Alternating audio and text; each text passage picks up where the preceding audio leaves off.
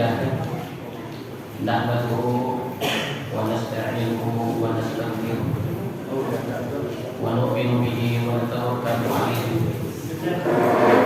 ونعوذ بالله من شرور أنفسنا ومن سيئات أعمالنا من يهده الله فلا مضل له ومن يضلل فلا هادي له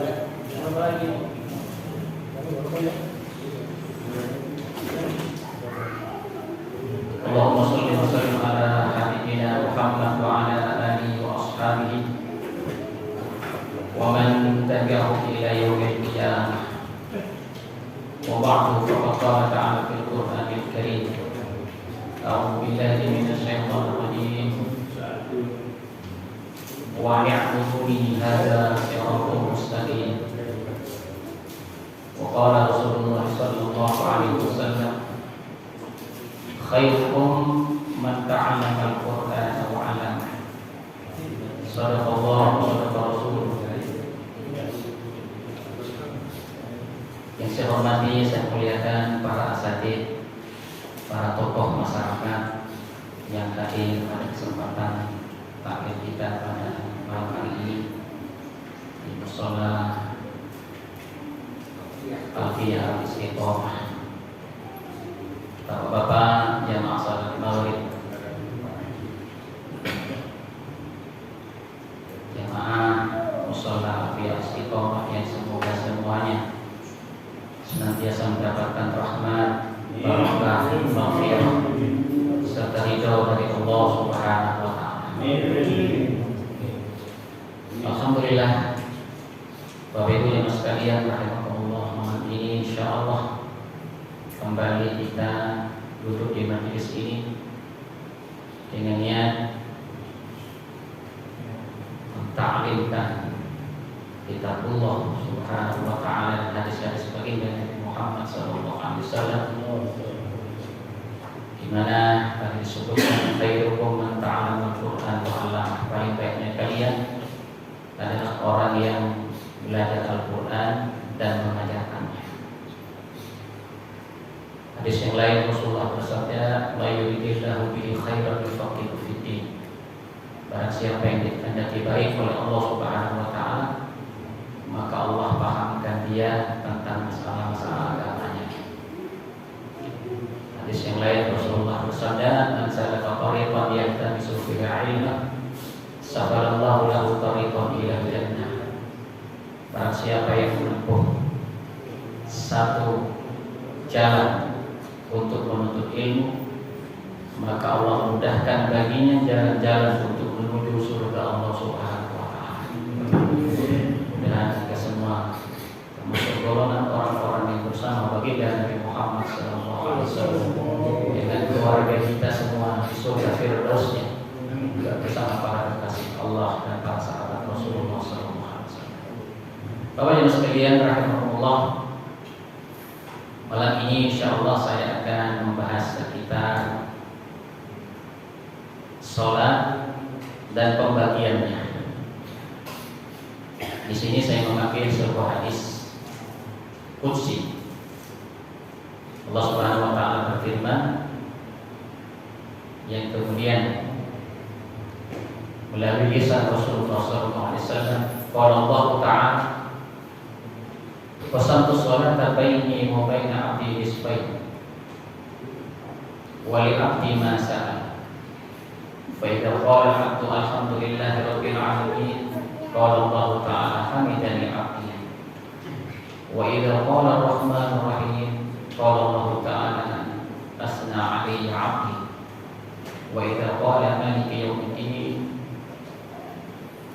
qala majjadani 'abdi. Qala maratan fawwada ilayya 'abdi. Fa idza qala iyyaka na'budu wa iyyaka nasta'in, qala hadza baini wa baina 'abdi wa li 'abdi ma sa'ala. Fa idza qala ihdinas siratal mustaqim siratal ladzina an'amta 'alaihim ghairil maghdubi 'alaihim waladdallin, qala hadza li 'abdi wa li 'abdi ma sa'ala." Allah Subhanahu wa taala berfirman dalam hadis qudsi, "Aku bagi salat itu antara diriku dan antara hambaku menjadi dua bagian. Wali abdi ma sa'al, dan bagi hambaku sesuai dengan apa yang dia minta.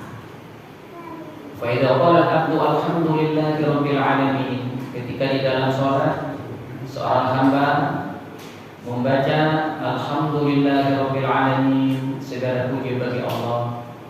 Qala Allah Ta'ala, maka dijawab oleh Allah, hamidani abdi, hambaku telah memuji aku. Wa idza qala ar-rahmanir rahim, ketika membaca ar-rahmanir rahim, qala Allah Ta'ala, maka Allah menjawab, athna alayya abdi, hambaku memuji untuk yang kedua kalinya. Wa idza qala maliki yaumiddin, apabila hamba membaca maliki yaumiddin, penguasa hari pembalasan, qala, maka Allah menjawab, majjadani abdi, hambaku mengagungkan aku. Wa qala marratan qawwada ilayya abdi, dalam satu keadaan yang lain, keadaan Allah menjawabnya dengan kata qawwada ilayya abdi, hambaku telah menyerahkan dirinya kepada. Fa idza qala iyyaka na'budu wa iyyaka nasta'in, dan apabila seorang hamba telah membaca iyyaka na'budu wa iyyaka nasta'in, hanya kepadamu lah ya Allah aku menyembah, dan hanya kepadamu lah ya Allah aku mohon pertolongan. Qala, maka Allah menjawab, hadza baini wa baina abdi, inilah yang ada di antara aku dan antara hambaku. Wali abdi ma sa'al, dan bagi hambaku sesuai dengan apa yang dia minta. Fa idza qala ihdinas siratal mustaqim siratal ladzina an'amta 'alaihim ghairil maghdubi 'alaihim waladdallin, ketika seorang hamba mengatakan tunjukilah kami jalanmu yang lurus ya Allah, yaitu jalan orang-orang yang telah Kau berikan nikmat kepada mereka, bukan jalan orang-orang yang Kau berkahi, dan juga bukan pula orang-orang yang sesat. Maka Allah menjawab ketika itu, hadza li abdi, ini adalah untuk hambaku, wa li abdi ma sa'a, dan bagi hambaku sesuai dengan apa yang dia minta. Bapak Ibu sekalian rahimakumullah, di sini surat Al-Fatihah Allah katakan qasamtus shalah baini wa baina abdi nisfain. Salat itu aku bagi antaraku dan hambaku menjadi dua bagian.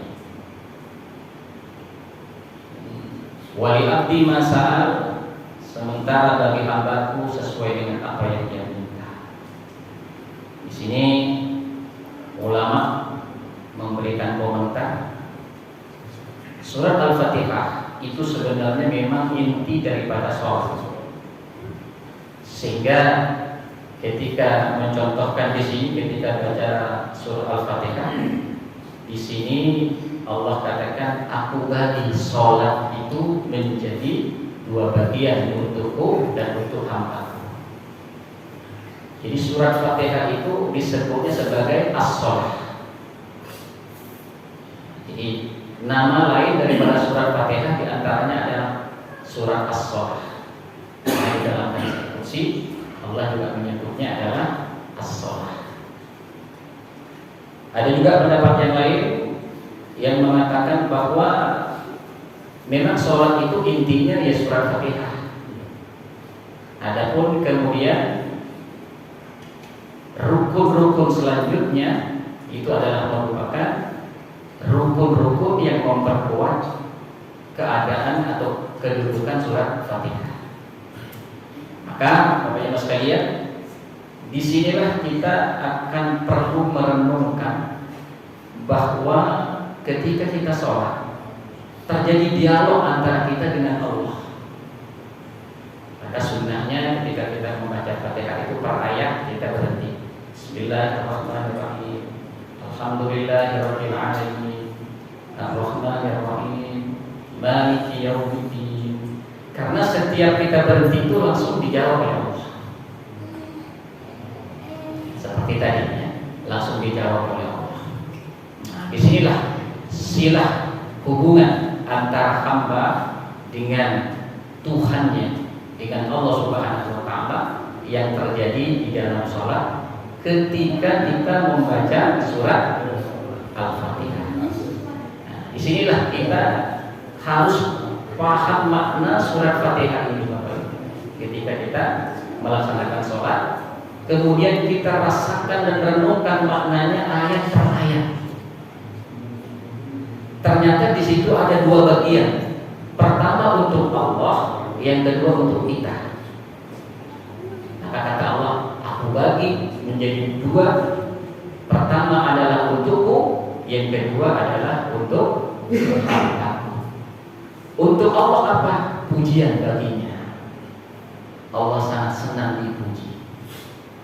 Allah sangat senang diagungkan. Itu adalah bagian itu. Itu adalah bagian itu kata Allah. Adapun bagian hamba ketika mengatakan ihdinas siratal mustaqim. Ya, ketika mengatakan iyyaka na'budu wa iyyaka nasta'in, di dalam satu ayat ini terbagi dua.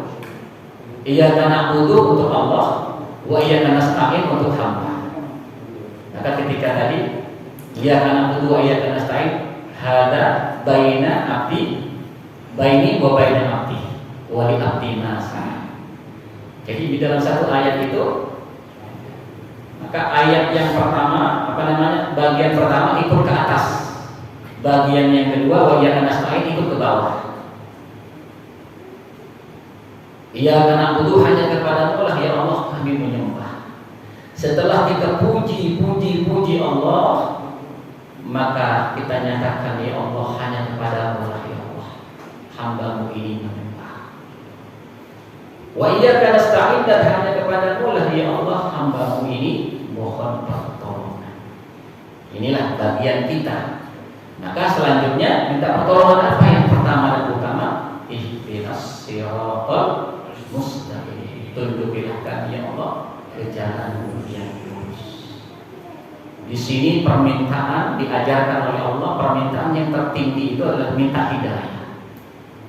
Minta hidayah dan tetapnya hidayah sampai kita bertemu Allah Subhanahu wa taala. Jadi makna ihdinas siratal mustaqim itu bukan hanya berilah kami hidayah, tapi juga bermakna tetapkanlah hidayah dan tambahkanlah hidayah yang ada di hati kami ya Allah. Maka kata Allah, hada li abdi wa li abdi masa. Ini adalah untuk hambaku dan bagi hambaku sesuai dengan apa yang dia minta. Artinya apa? Aku terima permintaannya. Itu maksudnya. Minta petunjuk yang lurus. Yang lurus petunjuk itu seperti apa? Siratal ladzina an'amta 'alaihim ghairil maghdubi 'alaihim waladdallin. Yakni jalan orang-orang yang telah pernah Engkau berikan nikmat kepada mereka. Pakai keilmuan an'amta, telah. Orang-orang yang telah Engkau berikan nikmat kepada mereka. Diterangkan di dalam surah An-Nisa 69. Minan nabiyyin was-siddiqin wasyuhada was-shalihin. Wa may yuti'illah wa rasulahu fa ulaika ma'al ladzina an'ama Allahu 'alaihim minan nabiyyin was-siddiqin wasyuhada was-shalihin. Siapa mereka? Orang-orang yang telah mendapatkan petunjuk yang lurus itu para nabi, para siddiqin, para syuhada dan para shalihin. Para nabi sudah jelas. Ya. Ada 124.000 nabi dan ada 25 rasul di dalam Al-Quran. Kemudian di situ ada siddiqin. Siddiqin ini adalah Abu Bakar dan kawan-kawannya para sahabat. Ya, mereka yang antara perkataannya, hatinya dan perbuatannya sudah satu. As-Siddiq. Ini menjadi julukan Abu Bakar As-Siddiq. Dan orang-orang yang sama dengan beliau termasuk sedikit, termasuk semua kalangan para sahabat, termasuk para wali-walinya Allah yang telah membuktikan kecintaannya kepada Allah bukan hanya lisan dan hatinya, tapi juga melalui perbuatannya. Wasyuhada, dan orang-orang yang mati syahid, orang yang telah membuktikan kecintaannya kepada Allah dan agama ini sehingga dia mati di dalam jalan Allah. Wassalihin, dan orang-orang yang saleh. Nah, mudah-mudahan kita termasuk di sini. Ya, mudah-mudahan masuk di sini, dan nanti begitu meninggal, mudah-mudahan masuk tergolong siddiqin dan syuhada. Kalau nabiyin udah nggak ada kadarnya, ya. Tapi kalau siddiqin bisa saja. Boleh jadi kita anggap biasa-biasa saja antara kita melihat, tapi kita nggak tahu hatinya seperti apa antara dia dengan Allah. Bisa dia menjadi siddiqin. Kita kan belajar untuk menjadi siddiqin, ya. Kalau solihin kita kan sudah banyak, ya. Nah, kalau perlu bisa menjadi siddiqin yang begitu meninggal nanti menjadi syuhada. Ini yang kita minta setiap saat, setiap kita sholat lima waktu kepada Allah Subhanahu wa Ta'ala. Bapak Ibu sekalian rahimahullah, ternyata di dalam Fatihah ini memberikan kepada kita ada dua inti di dalam Fatihah ini. Pertama adalah bagian Allah, memuji Allah, mengagungkan Allah, berikhlas menyembah Allah. Kemudian yang kedua adalah permintaan hamba, permintaan kita kepada Allah, dan Allah berjanji untuk wali abdi ma sa'a, bagi hambaku sesuai permintaannya aku akan beri. Ini Bapak Ibu sekalian rahimahullah. Dengan demikian maka semua sholat, rukun-rukun sholat setelahnya itu adalah untuk memperkuat rukun yang pertama ini, ya. Setelah kita niat takbir, baru baca Fatihah. Nah, setelah itu ibarat kita sholat baik, kita sudah memuji Allah dan pernyataan verbal, sudah berjanji hanya menyembah Dia, hanya memohon kepada Dia. Kita telah puji Dia. Setelah itu kita rukuk, Allahu Akbar, kita besarkan lagi Allah. Ini bagian Allah. Ini adalah memperkuat. Bismillahirrahmanirrahim. Alhamdulillahirabbil alamin. Arrahmanirrahim.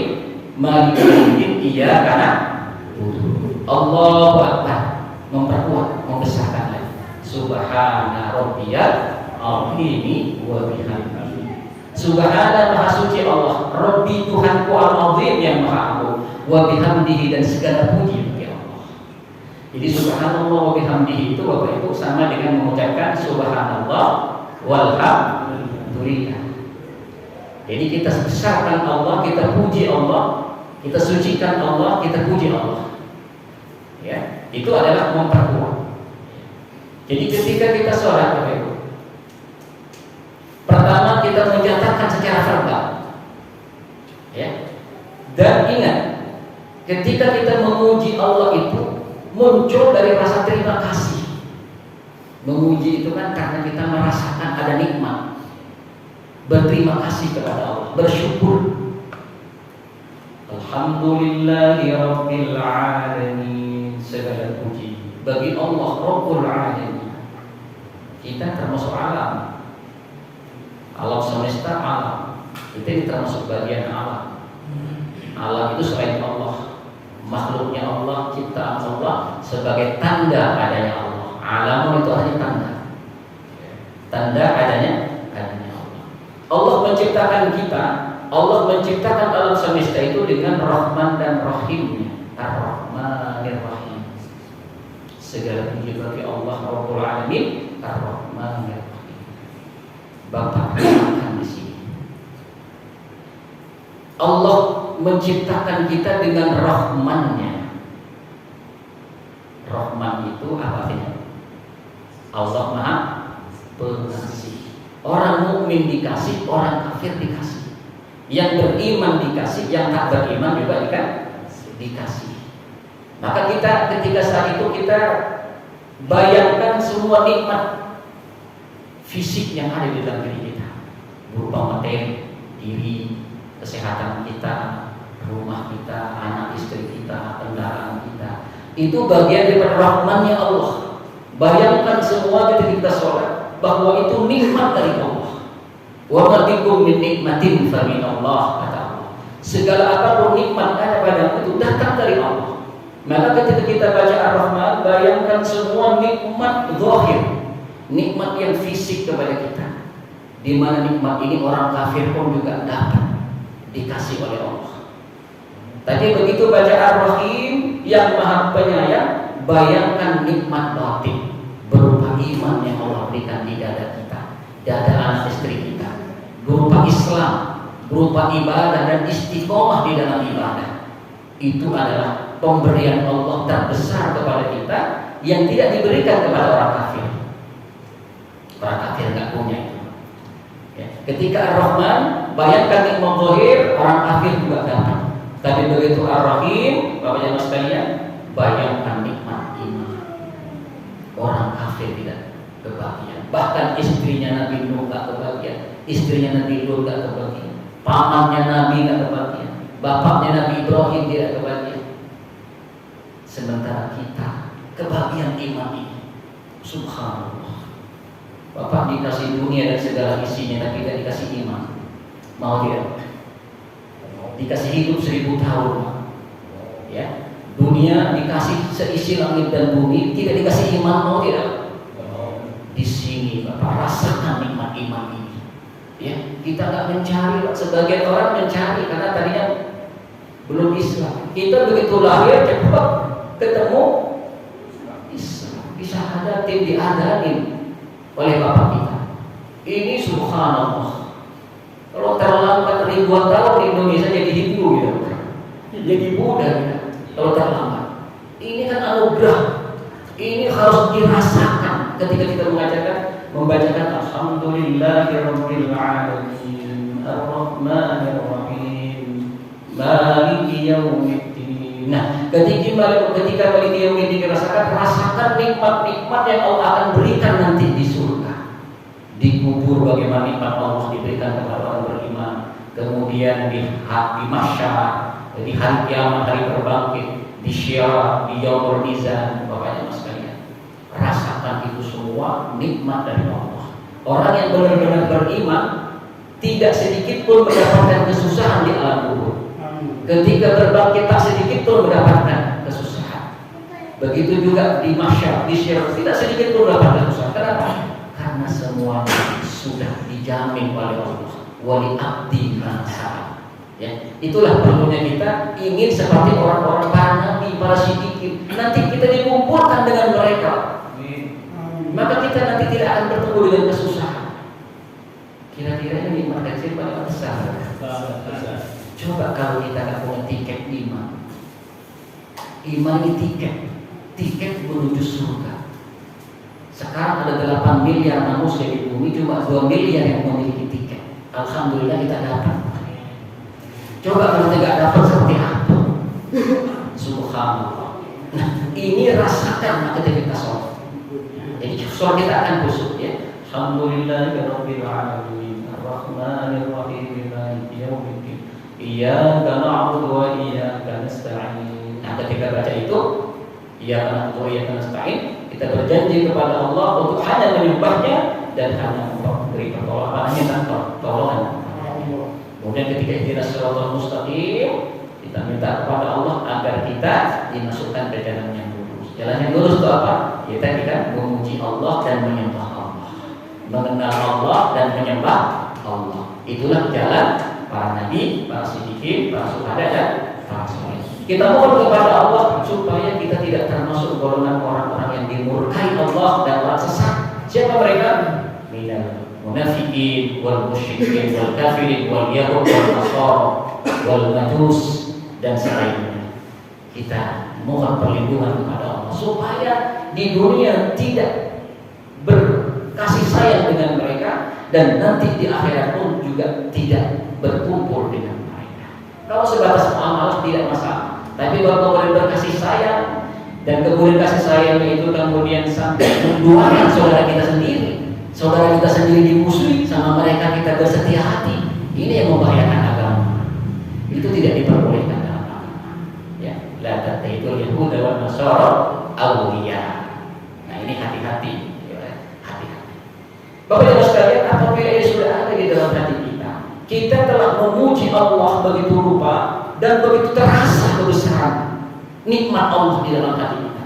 Setelah itu seakan-akan kita katakan, ya Allah, Aku memujimu bukan hanya verbal ya Allah, bukan hanya di lisan ya Allah. Aku buktikan dengan anggota badanku ya Allah. Allahu Akbar. Baik, jadi ini satu paket Pak. Makanya ketika sholat kalau paham bab ini ya, dari Fatihah itu sudah khusyuk, terus tersambung. Kalau enggak nanti kemana-mana pikir kita, ya tidak diikat. Ya, begitu Allahu Akbar, rasakan Allah itu maha besar dan rasakan pujian itu sudah penuh di hati. Subhana rabbiyal azim wa bihamdihi. Maha suci Engkau ya Allah yang maha agung dan segala puji bagimu ya Allah. Kita puji Subhana rabbiyal azim wa bihamdihi. Bawa nikmat-nikmat tadi, nikmat zahir, nikmat batin, bawa di dalam otak kita, di dalam hati kita. Ketika memuji itu, kira-kira kalau sholat seperti itu ingat yang lain nggak? Kemana-mana tidak? Kemana-mana itu kenikmat yang ada saja. Rasakan semua yang juga itu nikmat Allah, masukkan situ, pujikan situ. Jadi nggak sempat nggak khusyuk jadinya, karena sudah masuk semua di situ. Paham ya? Nah setelah itu ya sekalian, setelah ruku itu kita sudah memuji Allah, menyembah Allah, bukan hanya verbal, tapi juga dengan bukan hanya dengan berdiri dan verbal, tapi juga dengan menunduk ruku. Setelah itu kita iktidal langsung sujud Pak. Langsung sujud apa naik dulu? Iktidal dulu. Kenapa? Seharusnya kita sudah memperkuat dengan ruku, setelah itu langsung ke klimaks karena sujud itu klimaks. Ya, sudah ekstase di dalam sujud ini, ya, klimaks. Nah, ternyata tidak seperti itu. Ini bukan saya ngarang, saya baca dalam kitab Hidayatul Auliya, rahasia sholat. Ya, ini bukan karangan saya baca dalam kitab Hidayatul Auliya, Syekhul Al-Auliya. Nah, ternyata begitu kita bangun, kita nggak langsung sujud, tapi kita bangun dulu. Sama seperti orang olahraga loncat tinggi.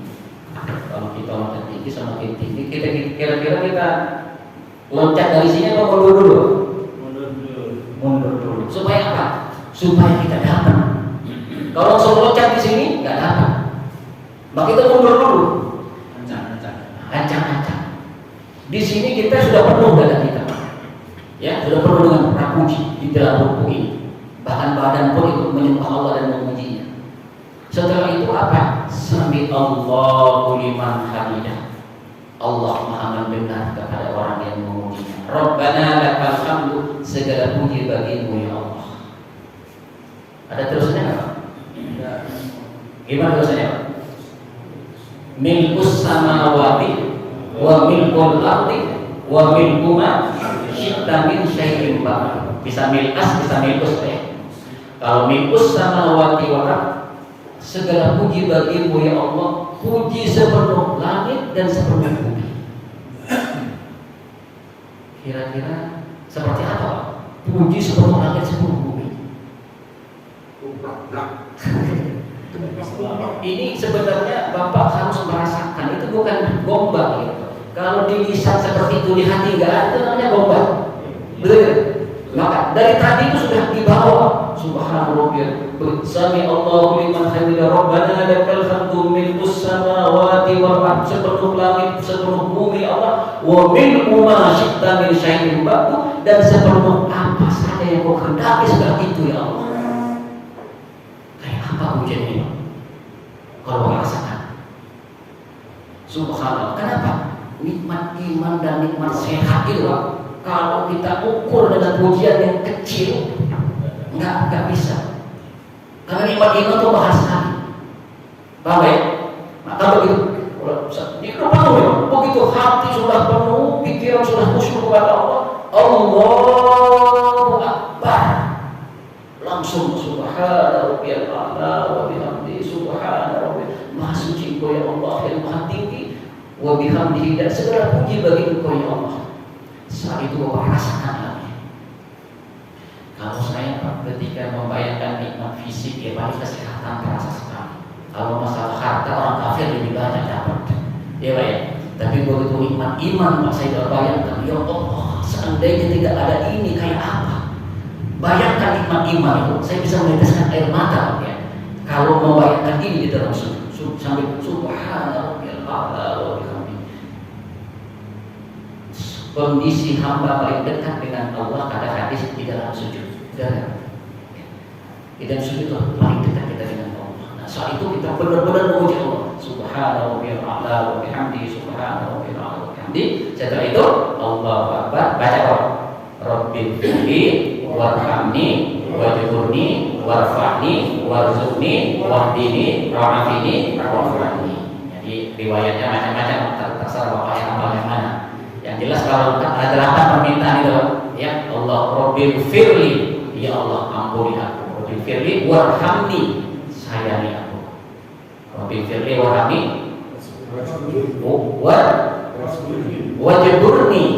wajburni, tambah segala kekuranganku ya Allah.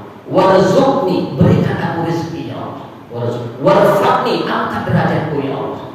Wahdini, berikan petunjuk aku ya Allah. Wa'afini, berikan aku kesehatan ya Allah. Wa'fu anni, maafkan aku ya Allah. Lengkap di situ. Permintaan kita lengkap di situ. Ya. Kenapa tidak dibaca di dalam sujud Pak? Tadi kan katanya paling dekat di dalam sujud. Kenapa tidak di dalam sujud? Ternyata kita berdoa ini pasti diapit oleh 2 sujud. Doa kita ini diapit oleh 2 sujud. Setelah kita baca ini, kita Allahu Akbar, subhana rabbiyal a'la wa bihamdi, subhana rabbiyal a'la wa bihamdi, subhana rabbiyal a'la wa bihamdi. Jadi posisi doa ini Pak, doa yang paling makbul Pak. Kenapa? Karena diambil oleh kedua sujud. Apa namanya? 2 sujud, diambil oleh dua sujud. Jadi sholat tetap dibagi 2. Tadi memuji Allah, sampai di sini kita memohon kepada Allah. Paham? Jadi di dalam Fatihah adalah ada pujian, ada permintaan. Di dalam rukun-rukun selanjutnya pun kita puji sampai pun ketika duduk baru kita minta. Rabbil firli warhamni wajburni warfa'ni warzuqni wahdini wa'afini wa'afani. Wajib bagi kita paham maknanya ya. Karena kalau nggak paham maknanya ya, padahal kalau kita merasakan bagaimana kita berdoa diapit oleh sujud yang begitu tinggi derajatnya ya. Cuma masalahnya kalau kita nggak paham ini, ketika duduk paling nyantai kita pikiran kemana-mana, nggak ada makna sama sekali, betul nggak? Pikiran kalau kita nggak duduk padahal kalau kita tahu ini kita sudah benar-benar memuji Allah, minta yang benar di sini Pak. 8 permintaan tadi. Setelah itu kita sujud lagi.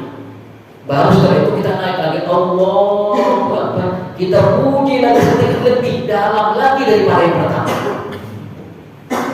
Kalau hipnotis kan lebih dalam lagi. Jadi yang kedua itu lebih dalam lagi. Allah, Bismillahirrahmanirrahim. Alhamdulillah. Diharapkan lebih dalam lagi perasaan syukurnya daripada yang tadi. Setelah itu terus seperti itu. Setelah itu baru tahiyat awal. Seakan-akan bertemu dengan Allah, sebagaimana Rasul juga bertemu dulu dalam mi'rajnya. As-sholatu mi'rajul mu'min. Sholat itu adalah mi'rajnya orang beriman. Kenapa? At-tahiyyatul mubarakatus sholawatut thayyibatu lillah. Assalamu alayka ayyuhan nabi wa rahmatullahi wa barakatuh. Assalamu alayna wa ala ibadillahis sholihin. Ini duplikasi ketika Rasul bertemu dengan Allah pada pertemuan Mi'raj di Mustawa. Begitu bertemu Allah, langsung Rasul sujud, kemudian itu langsung duduk tahiyat. At-tahiyyat apa artinya? Segala penghormatan, al-mubarakat, segala keberkahan. At-tahiyyatul mubarak, as-shalawat, segala keagungan. Kalau kepada Allah shalawat itu keagungan, as-shalawat segala keagungan, as-shalawat thayyibat segala kebaikan lillah bagimu ya Allah. Penghormatan ya, duduk pertama, duduk kedua, nanti beprok. Assalamu alayka ayyuhan nabi, langsung Allah jawab salam kepada wahai nabi. Dijawab lagi oleh Nabi, assalamu alayna wa ala ibadillahis sholihin. Ini jawab ya. Assalamu alayka ayyuhan nabi, maka dijawab oleh Rasul, assalamu alayna wa ala ibadillahis sholihin. Enggak langsung assalamualaikum juga tidak, karena Allah itu assalam, enggak perlu. Nah, yang memberikan keselamatan Allah. Maka jawabannya assalamu alaina wa ala ibadillahis sholihin. Baru asyhadu an la ilaha illallah wa asyhadu anna Muhammadar Rasulullah. Allahumma sholli ala Muhammad wa ala ali Muhammad. Tanpa salawat tidak sah salatnya. Kenapa? Karena semua ini adalah datang dari Nabi. Jadi kita juga syukur kepada Nabi. Jadi selawat itu bersyukur kepada Nabi.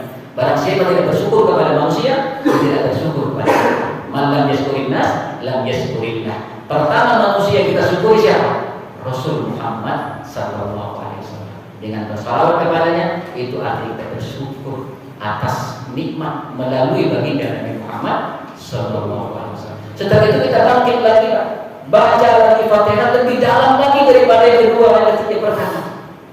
Terus lakukan itu lagi, setelah itu naik lagi lebih dalam lagi, dan keempat kalinya kalau hisab, ya. Nah setelah itu baru terakhir tahiyat terakhir, ya tahiyat terakhir kembali lagi sebagaimana pertemuan Rasul dengan Allah. At-tahiyatul mubarakatus shalawatu thayyibatulillah. Assalamualaikum warahmatullahi nabi wa rahmatullahi wabarakatuh. Assalamualaikum warahmatullahi wabarakatuh. Asyhadu an la ilaha illallah wa asyhadu anna Muhammadar Rasulullah. Allahumma sholli ala Muhammad wa ala ali Muhammad kama shallaita ala Ibrahim, dan seterusnya. Innaka Hamidum Majid. Setelah itu baru assalamualaikum warahmatullahi. Niatkan kita salam kepada yang di samping kita, termasuk malaikat dan orang-orang di samping kita. Assalamualaikum warahmatullahi. Niatkan salam juga kepada para malaikat dan orang-orang di samping kita. Setelah itu kita keluar dari salat. Jadi dari pertama itu Pak, itu cuma dua bagian: memuji Allah dan memohon. Memuji Allah dan memohon. Dan yang terpenting, Fatihah itu adalah inti ketika kita memuji secara berdiri. Adapun ruku itu adalah temuan. Sama seperti kalau kita nulis buku, yang pertama itu intinya, atau seperti di koran kan headline-nya, ya. Setelah itu terus paragraf berikutnya itu penguat sampai selesai. Nah begitu juga ketika Fatihah, ruku, iktidal, kemudian sujud, itu adalah penguat daripada fardu tadi. Dibuktikan bukan hanya berdiri, ruku pun, kemudian berdiri memuji pun, sujud pun, duduk pun, kita laksanakan semua untuk memuji Allah dan mohon kepada Allah. Apa kalau sholatnya seperti itu, nggak sempat kemana-mana? Nah, jadi ingat, jadi itu sudah ada step-stepnya ya, sudah ada. Ketika kita di sini dalam keadaan sudah full, ketika ruku, gitu kan? Nah, ini adalah pertama kita membuktikan dengan badan kita. Setelah itu kita sudah ancang-ancang betul, sudah mulai penuh di hati. Jadi sudah ketika sujud, rasakan itu penuh, rasakan penuh. Ketika kita tahiyat, rasakan kita benar-benar telah bertemu dengan Allah di langit sebagaimana Rasul bertemu. Karena sholat itu mi'rajul mu'min. Sholat itu adalah mi'rajnya orang beriman. Ya, rasakan itu semua. Nah, sehingga kita di dalam sholat itu, kalau sekalian seandainya yang namanya kita, kadang kan terbawa. Walaupun caranya seperti tadi, kadang tidak dibawa kemana-mana, benar nggak? Tapi begitu ingat, misalnya ingat di dalam sujud, nah, ketika sujud langsung kembalikan lagi keadaan sebagaimana sudah pernah di sini. Ketika sujud penuh hati saya ini. Nah, jadi pokoknya ketika rukuk rasanya seperti ini, ketika sujud rasanya seperti ini, ketika tahiyat rasanya seperti ini, ketika kita duduk yang dalam sujud rasanya kita benar-benar mohon kepada Allah. Nah, misalnya begitu di perjalanan sholat. Tahu-tahu kita kemana-mana, tahu-tahu gak pernah ingat di sujud, langsung pulangkan lagi. Ketika sujud rasanya apa biasanya? Jadi walaupun misalnya sudah jeda, tapi kita sudah biasa di sini rasa datangkan rasa itu pada waktu itu. Paham? Ada yang demikian, maka Bapak akan terjaga kehusuannya sampai di akhir sholat. Dan rasakan Fatihah pertama, kedua, ketiga, keempat itu lebih dalam, lebih dalam, lebih dalam. Begitu juga rakaatnya lebih dalam, lebih dalam. Dengan demikian benar-benar akan tercipta seorang hamba yang benar-benar menyembah, mengagungkan, menyerah total kepada Allah dan memujinya, dan terakhir berterima kasih kepada Rasulullah Sallallahu Alaihi Wasallam yang telah mengajarkan kita, yang telah mendapatkan oleh-oleh dari langit untuk mendapatkan pertemuan langsung dengan Allah. Jadi walaupun kita tidak sampai di langit, tapi ketika sholat kata Allah melalui hadis Rasul, as-salatu mi'rajul mu'min. Jadi begitu salam kita sampai di bumi. Jangan ketika di dalam di tempat kerja, itu di bumi. Nah, kita di langit tadi, udah kayak bumi langit tadi kan. Puji Allah, minta, puji Allah, minta, berterima kasih kepada Rasulullah, baru keluar nyampe ke bumi. Alhamdulillah, ketemu lagi, salaman sama saudara, salaman, ketemu lagi, masih hidup. Kalau dalam sholat pas mati kayak tadi, subhanallah, pengen mati dalam keadaan sholat ya. Karena itu di YouTube itu dalam keadaan sujud langsung meninggal. Allah kayak apa itu? Ya. Karena setiap kita pasti meninggal, baik. Ya, kalau perlu meninggalnya itu adalah yang terbaik. Ya, dalam keadaan maklim seperti ini, dalam keadaan sholat dan dalam keadaan kita beribadah kepada Allah Subhanahu wa Ta'ala. Isa yang mana? 3 menit lagi ya. Bapak Ibu sekalian rahimahumullah, kira-kira paham nggak? Paham ya? Jadi ini harian kita ya. Coba Bapak pahamkan lagi. Yang terpenting Pak, ketika alhamdulillah datangkan rasa syukur itu di Ar-Rahman Ar-Rahim. Bayangkan dalam Ar-Rahman itu nikmat-nikmat semua yang zahir, yang fisik sifatnya. Kemudian begitu Ar-Rahim yang batin. Dari situ mulainya. Itu pertahankan itu, syukur itu. Ketika ruku di bawah, iktidal di bawah, terus sampai sujud di bawah, sambil puji-puji lebih kuat lagi kepada Allah. Seperti itu. Nah, sampai kemudian kita bersama Allah di dalam tahiyat. Tahiyat pertama masih terakhir, dan kemudian memuji dan berterima kasih kepada baginda Nabi Muhammad SAW. Dengan demikian, maka insya Allah suara kita bisa khusyuk. Kalaupun hilang, kembalikan lagi di tempatnya. Ketika ruku begini rasanya, ketika sujud begini rasanya, terus. Sholat itu harus ada rasanya, Pak. Masa makan doang ada rasanya. Sama istri ada rasanya, sama sholat ada rasa. Garing, gombalan garing. Subhanallah, ini mulut sudah puji tapi hati tidak ada. Itu namanya garing, gombal. Jangan sampai kita ini gombal kepada Allah. Rasakan itu semua di dalam sholat. Insya Allah sholat kita ini benar-benar tanha anil fahsya'i wal munkar. Sholat kita akan bisa mencegah kita dari perbuatan keji dan perbuatan munkar. Inna sholata tanha anil fahsya'i man. Itu barang siapa yang sholatnya tidak mencegah perbuatan keji dan perbuatan munkar, lam yasdad minallahi labudan. Sholatnya itu tidak membuat dekat dengan Allah, tapi justru semakin menjauhkan dia dari Allah. Dia sholat tapi sholat itu semakin menjauhkan dari Allah. Kenapa? Man lam tantahu sholatu anil fahsya'i wal munkar. Barang siapa sholatnya tidak bisa mencegah dia dari perbuatan keji dan perbuatan munkar, lam yasdad minallahi labudan, maka sholatnya itu tidak menambah dekat, justru menambah jauh. Buktikan seperti apa? Kalau di dalam kehidupan sehari-hari kita bisa tanpa ada fahsya' wal munkar, berarti sholat sudah benar. Insya Allah. Wallahu a'lam bishawab. Allahumma bihamdika asyhadu an la ilaha illa anta astaghfiruka wa atubu ilaik. Billahi taufiq wal hidayah. Assalamualaikum warahmatullahi wabarakatuh.